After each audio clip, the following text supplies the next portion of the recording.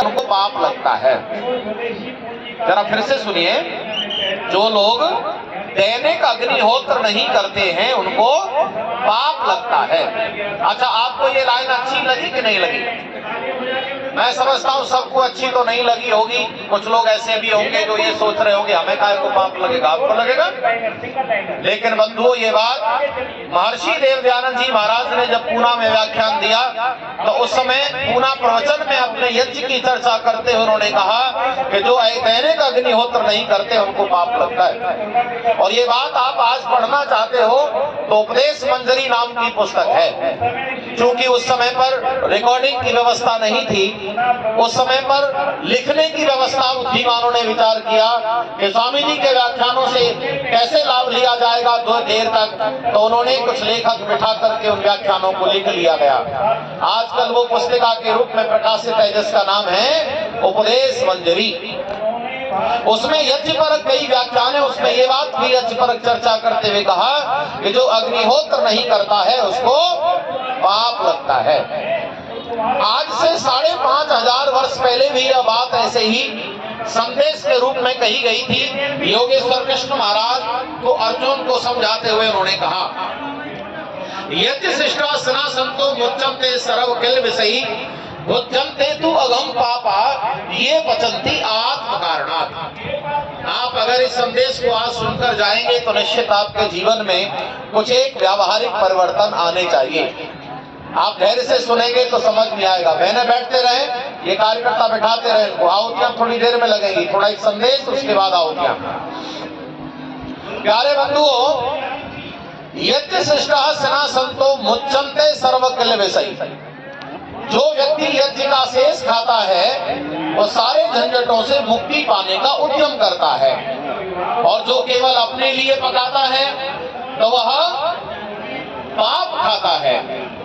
ये पचन्ति आत्म कारणात्। जो व्यक्ति अपने लिए पका रहा है उच्चन्ते तु अगम पापा, वह पाप खाता है।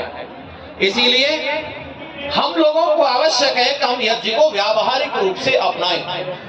मैं इस चर्चा को आपको थोड़ा और सरलता से ऐसी बताने का प्रयास कर रहा हूं जिससे बिल्कुल स्पष्ट हो जाए। जैसे महर्षि दयानंद जी महाराज ने व्याख्यान में कहा कि जो अग्निहोत्र नहीं करता पाप लगता है, तो चूंकि उस समय पर लोग अग्निहोत्र ज्यादातर करते नहीं थे। आप दो कालों के दर्शन कीजिए। एक वो काल भी था यहाँ जहाँ ऐसा कोई घर नहीं होता था जिस घर में रोज हवन न होता हो, और एक ऋषि दयानंद जी महाराज के समय पर आते जाते हम इतने बिगड़ गए थे कि ऐसा कोई घर नहीं रहता जिस घर में रोज या कभी कभार हवन होता हो। अर्थात दो काले से इसमें एक में रोज हवन हो रहा है, एक में कभी नहीं हो रहा है। तब ऋषि दयानंद जी महाराज ने इस व्यवस्था को देखा और उन्होंने कहा और सभी तरह से प्रामाणिक तौर से समझाया, तर्क दे करके समझाया, व्यावहारिक व्यवस्था में समझाया, पर्यावरण प्रदूषण हो रहा है इससे हवन न करने से वो बातें समझाई, धार्मिक हानि हो रही है, आध्यात्मिक हानि हो रही है। ये बातें समझाते हुए ऋषि दयानंद जी कहते हैं कि यज्ञों का करना अनिवार्य है। तो चूंकि उस समय पर लोग जानते नहीं थे इसीलिए कुछ प्रश्न बने। तो एक व्यक्ति आया, कहता है स्वामी जी कैसे पाप लगता है? तो स्वामी जी ने एक बड़ी व्यावहारिक बात बताई। उन्होंने कहा हम अपने जीवन से हर समय दुर्गंध निकालते हैं, और जो दुर्गंध निकालते हैं तो उससे दूसरे लोगों को, प्राणियों को हानि होती है। और याद रखना, जब हमारे व्यवहार से अगर दूसरे को हानि हो रही है तो पाप लगता है। इसीलिए ऋषि कहते हैं अरे जितना दुर्गंध करते हो कम से कम उतना तो सुगंधित कर देना ही चाहिए। अरे कम से कम जितना गलत काम करते हो उतना तो शुद्ध करो। और काम का यह अर्थ कर्म नहीं है, यहाँ केवल व्यावहारिक, और वो भी प्रदूषण की दृष्टि से है। कर्मों का दर्शन अलग है, वहाँ अलग से समझाया जाएगा। प्यारे बंधुओं, आप इसे देखिए कितना व्यवस्थित है। आपको कल्पना करके देखिए, आप एक व्यक्ति को एयर टाइट कमरे में बंद कर दीजिए, एयर टाइट रूम है उसमें बंद कर दीजिए। अच्छा क्या होगा आप बता सकते हैं?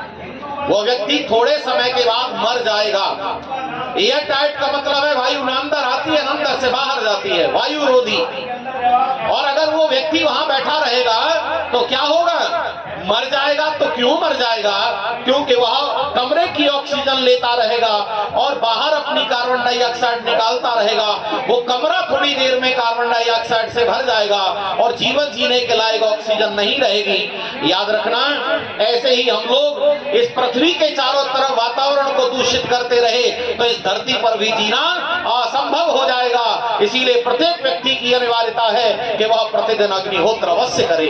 और अगर हम सारे के सारे लोग अग्निहोत्र प्रतिदिन करना शुरू करें तो वातावरण इतना आनंदित कर सकता है कि हम लोग बीमार नहीं होंगे और लंबी आयु वाले होंगे। यह है ऋषि दयानंद जी महाराज का संदेश। आओ अब मैं आपको योगेश्वर कृष्ण महाराज का एक संदेश जो मैंने दिया उसे थोड़ा विस्तार से बताकर विराम करूंगा। योगेश्वर कृष्ण महाराज कहते हैं, जो व्यक्ति अपने लिए पकाता है वह पाप खाता है। कैसे समझ में आएगा जी जो अपने लिए पकाता है पाप खाता है? तो देखो, मैं एक व्यवस्था दे रहा हूं, आप लोग उसे समझिए। बैठते रहे भाई बहन, बैठ जाएं। देखिए, आज मैंने 4 रोटी अपने लिए बनाई, ऐसा थोड़ी देर अपने बारे में विचार करो।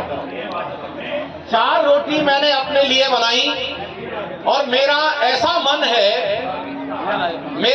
मन है कि मैं इसमें से एक टुकड़ा भी किसी को नहीं दूंगा। अब आप अंदाजा लगाइए, क्या ऐसा सोचने वाला व्यक्ति सही सोच रहा है कि गलत सोच रहा है? जरा जोर से बोलिए। गलत सोच रहा है।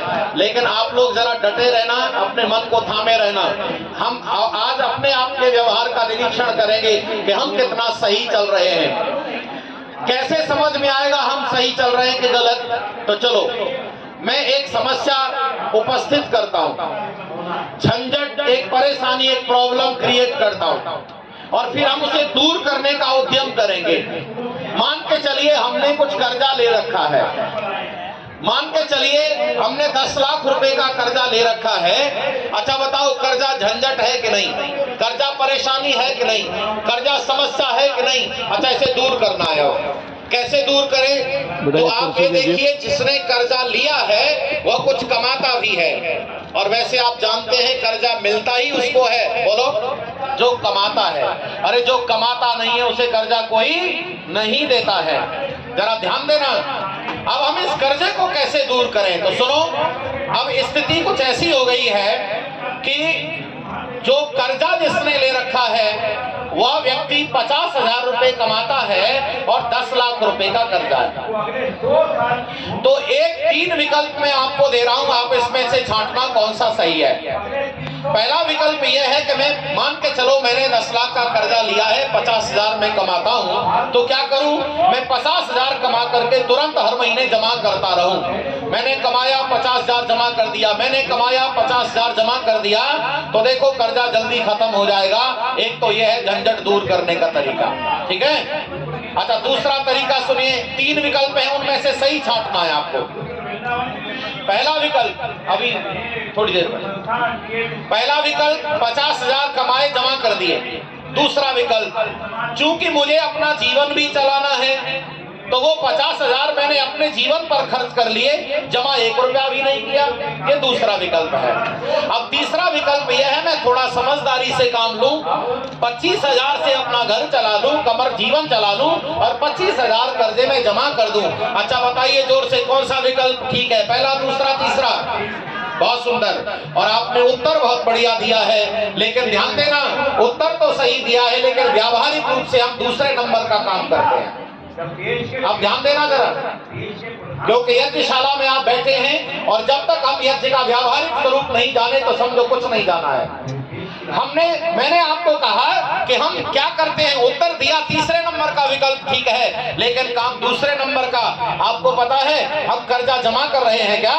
तो आपको ये जानकर आश्चर्य होगा कि हम कर्जा कोई जमा नहीं कर रहे और बराबर कर्जा लिए चले जा रहे हैं। अरे प्यारे बंधुओं, माताओं, बहनों, हम वायु का कर्जा ले रहे हैं 24 घंटे, हम जल का कर्जा ले रहे हैं, हम अन्न औषधि वनस्पति पेड़ पौधों का कर्जा ले रहे हैं। और सुनना जरा, अरे जिससे हम सेवा ले रहे हैं उसका भी कर्जा ले रहे हैं। और जब तक यज्ञों को व्यावहारिक नहीं अपनाएंगे तब तक कर्जा दूर होने वाला नहीं है। इसीलिए यज्ञ करना बहुत अनिवार्य है।